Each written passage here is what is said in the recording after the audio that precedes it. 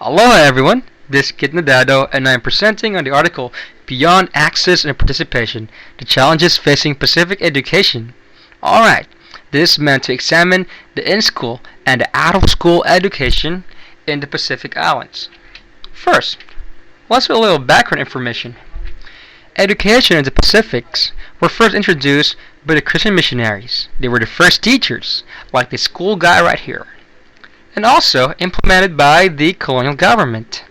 The purpose of bringing about education is to teach these countries the basic reading, writing, and arithmetic skills which can be useful to them in the future. As they gained their independence, these countries developed their own system of education, and they have their own national education systems, which reflects the management models, the curricula, and the assessment criteria just like their colonial past. Well, teaching also evolved. Now, as global as the world goes on, time passes by, the world becomes more and modern, and then we have this what we call the globalization. And so, they also expect that education will improve, which is really a happy thing. Like we expect better teachers, better professionals, better system of teaching. That's a good thing. But sadly, these goals were not realized. Not so much. Duh. Now you ask me, why? Why did they not improve? Why did they not improve? Well, the answer is the mismatch of the IS and the OS. Now, what's up with the IS and the OS? What are these things? Alright.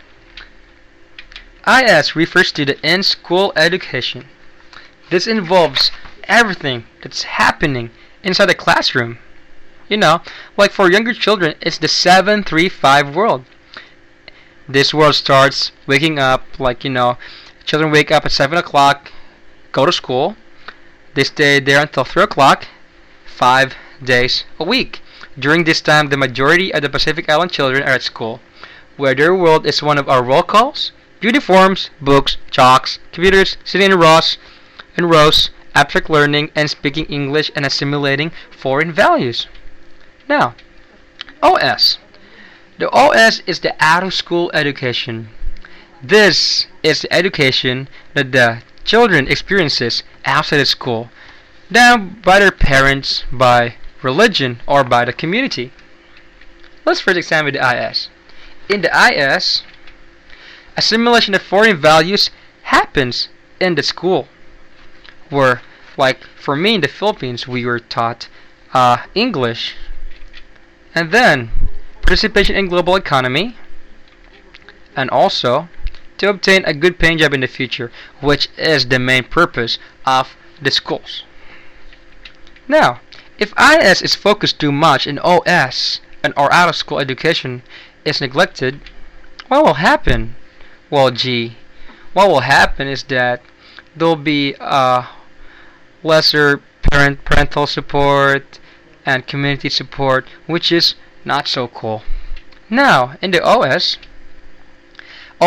is composed of the realm of family relationships, where the parents teach their children values, and also the church also helps in the instilling of values to students too, and also the community serves as teachers too for the students. Alright, now if OS is overfocused and IS is neglected, and then in-school opportunities to move higher up the ranks will be also neglected. Now, if these two are neglected, what will happen?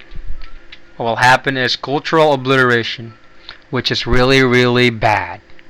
Bad, like this skull bad. Ha! Alright.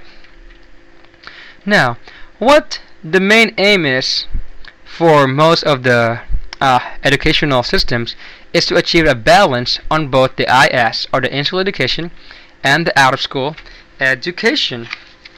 This will be the main focus. Well, how will we do that? We do that by integrating the in-school education to the out-of-school education. Now, how would we do that? Alright, it should be integrated. The IS curriculum must be embedded in and not foreign to the OS.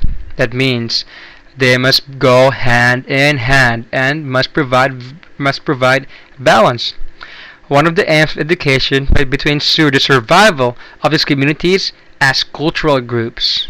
All right, and that will be possible if we have a balance in the IS, or the in-school education, and the out-of-school education.